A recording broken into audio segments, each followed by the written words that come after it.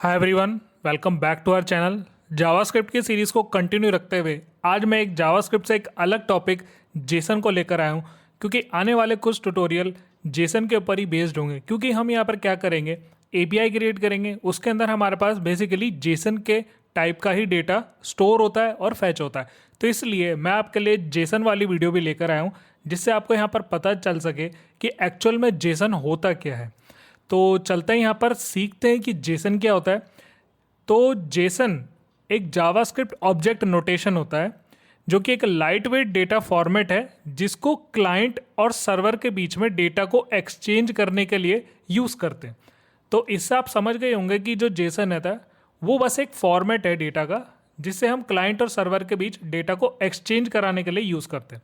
तो simple words में Jason data को स्टोर और ट्रांसफ़र कराने का एक स्टैंडर्ड फॉर्मेट है, जो कि एक हर प्रोग्रामिंग लैंग्वेज के अंदर कंपैटिबल है।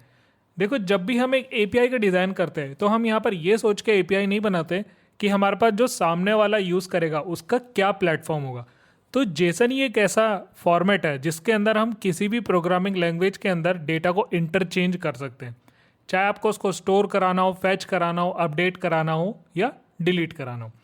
जब ब्राउज़र एपीआई से डेटा मांगता है तो सर्वर अक्सर जेसन फॉर्मेट में उसको रिस्पॉन्स भेजता है। मान लो हमने कोई एक एपीआई है, उस एपीआई को हमने हिट करा, मान लो रेजर पे की एपीआई है, उसको हमने यहाँ पर हिट करा कि मेरे कुछ पैसे मेरे अकाउंट में भेज दो। तो जब हमने उसको अकाउंट में पैसे भेजे तो वो हमें एक प्रॉमिस रिटर्न करेगा कि या तो आपके अकाउंट में पैसे गए या ना गए। तो वो मुझे जो चीज़ बता रहा है उसको हम यहाँ पर बोलते हैं रेस्पॉन्स।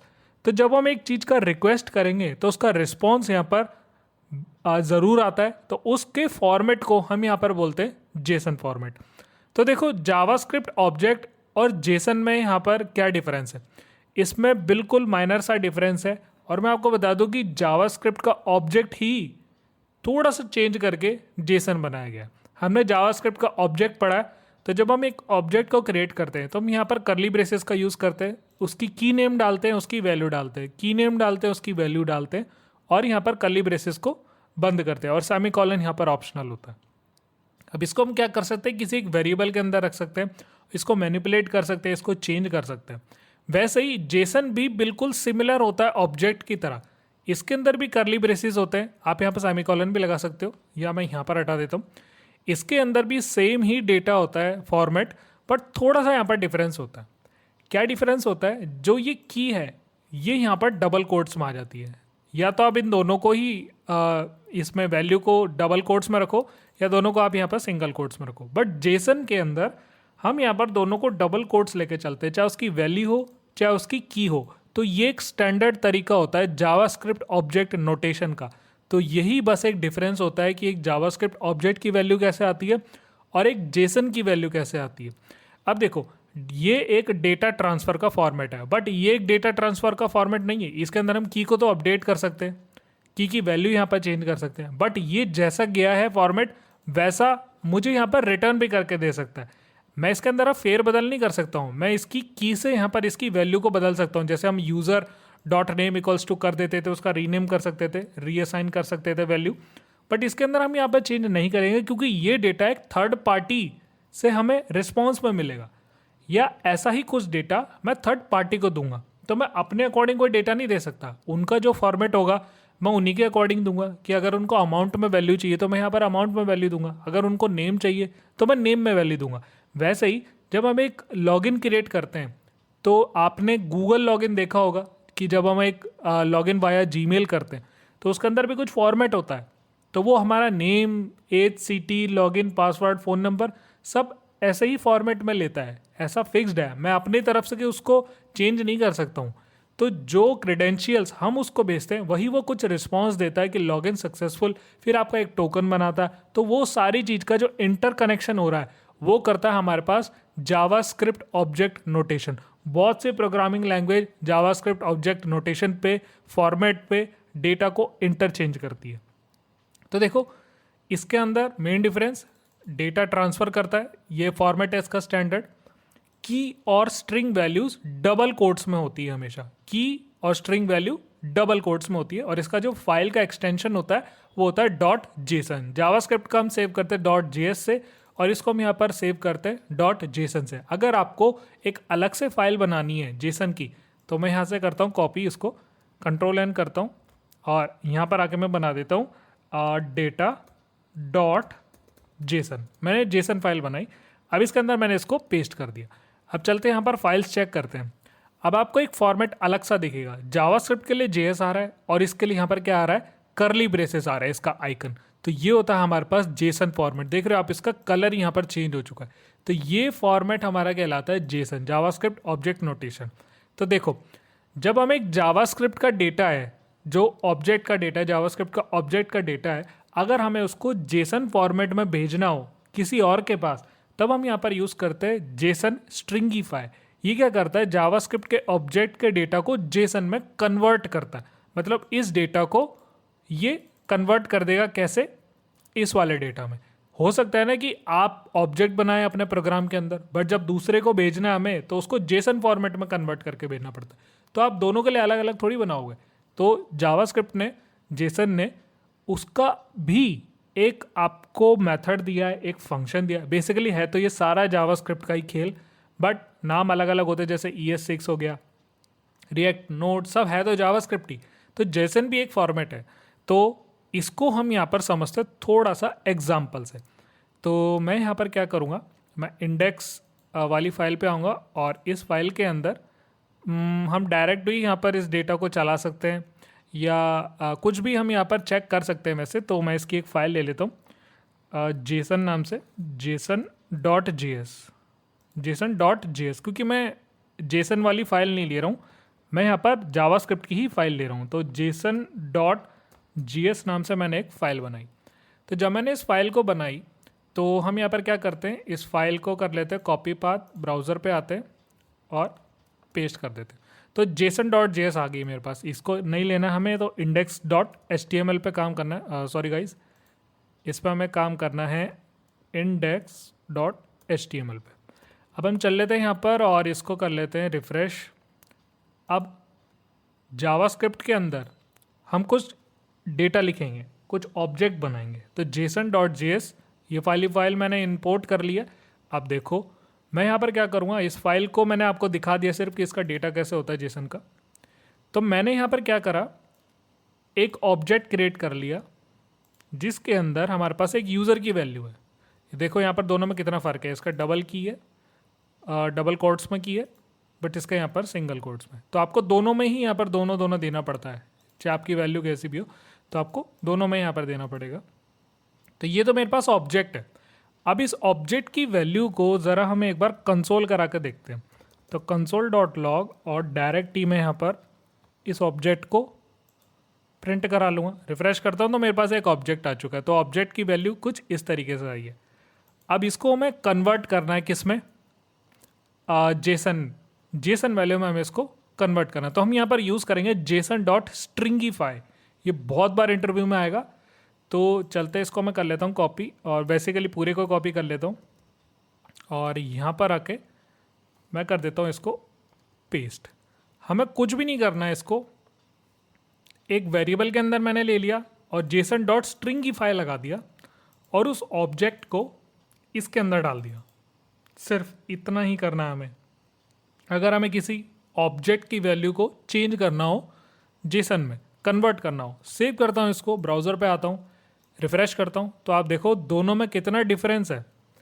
ये तो आ रही है डबल की में और ये वाले भी ये आ रही है डबल कोट्स में, ये भी डबल कोट्स में, ये डबल कोट्स में, बट ये तो इंटीजर वैल्यू, इस वजह से ये हमने इसको नहीं दिया। और आप नीचे वाले को देखो वैल्यू, ये कुछ इस तरीके से आ रही है। तो ये होता है ऑब्जेक्ट और ये होता है हमारे पास जेसन। जब भी आप एक API खोलोगे ना, उसकी वैल्यूज़ जो आएंगी वो आएगी जेसन फॉर्मेट में। तो हमने सिंपल जावास्क्रिप्ट की ऑब्जेक्ट की वैल्यू को जेसन में कन्वर्ट कर लिया इस तरीके से। अब जावास्क्रिप्ट में जेसन की वैल्यू को वापस से ऑब्जेक्ट बनाने के लिए भी तो कुछ दिया होगा, क्योंकि हो सकता है जब API से डेटा आएगा तो वो मेरे प्रोजेक्ट के लिए कंपैटिबल ना हो। मैं यहाँ पर ऑब्जेक्ट का ही यूज़ करूँगा एक एक करके, तो दोनों का ही हमें यहाँ पर यूज़ करना पड़ता है। जब हम भेज रहे हैं तो स्ट्रिंगीफाई करके भेजेंगे, जब हम लेकर आएंगे तो उसको पार्स कर लेंगे, उसको चेंज कर लेंगे, पार्सिंग कर लेंगे उस चीज़ की। तो यहाँ पर दूसरा फंक्शन है जेसन डॉट पार्स। अब मुझे यहाँ पर क्या करना है, ये जो जेसन डेटा है इसको कॉपी कर लेना है। ये जेसन डेटा लिया मैंने और इस जेसन डेटा को, ये सिंपल वही डेटा है जो मेरे को यहाँ पर प्रिंट हो के आया है, ये डेटा है, डायरेक्ट मैंने उठा के यहाँ डाल दिया है। अब इस जेसन के डेटा को मैं यहाँ पर कन्वर्ट करूँगा वापस से ऑब्जेक्ट में। तो इसको तो कर देते हैं यहाँ पर कमेंट, और यहाँ पर इसको भी कर देते हैं कमेंट। जेसन का डेटा को कन्वर्ट करते हैं ऑब्जेक्ट में, और आपको यहाँ पर लिखना सिंगल कोट्स लगाना, तभी वो जेसन यहाँ पर वर्क करेगा। तो चलते हैं, यहाँ पर फंक्शन होगा हमारे पास जेसन डॉट पार्स, कॉपी करा इसको और सिर्फ यहाँ पर ऐड कर दिया जेसन डॉट पार्स। इसका उल्टा कर दिया बस हमने, ऊपर स्ट्रिंगिफाई था, यहाँ पर पार्स हो गया। जेसन डेटा है मेरे पास, कंसोल इसको वापस से करा लेते हैं, या तो हम इसको एक वेरिएबल में ले लेते हैं। तो मैं कर लेता हूँ const user data equals to JSON dot parse, और इस वाले यूज़र डेटा को कॉपी करके हम यहाँ पेस्ट कर देंगे।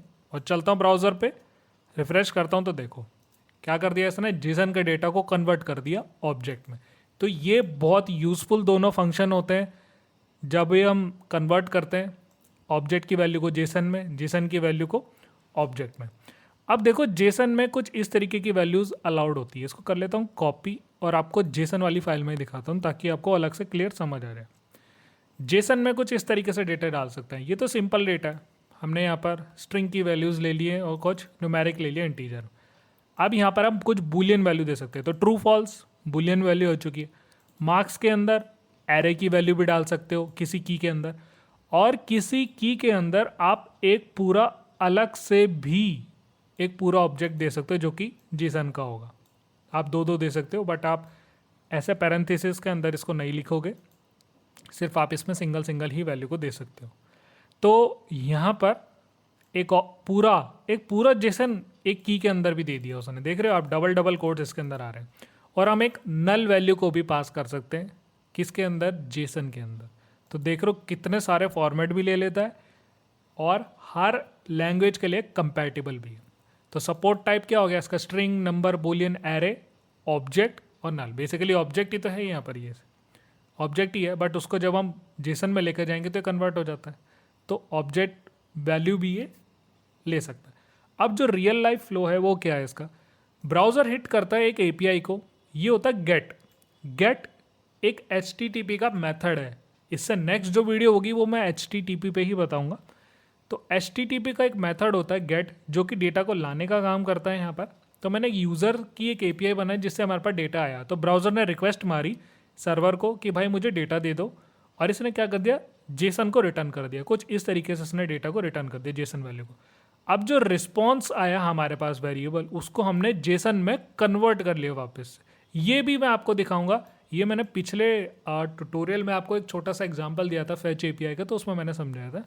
तो वापस से अब ये क्या कर लेगा, उसको जावास्क्रिप्ट के ऑब्जेक्ट को जावास्क्रिप्ट ऑब्जेक्ट में ये डेटा को कन्वर्ट कर देगा। कैसे, जेसन से कन्वर्ट करके ये ऑब्जेक्ट में लेकर आ जाएगा। तो जब हम एपीआई चलाते तो हम यहाँ पर डॉट जेसन लिखते हैं। पार्स वाला बंद हो चुका है, वो पहले चलता था, बट आपको पार्स भी समझ आना चाहिए।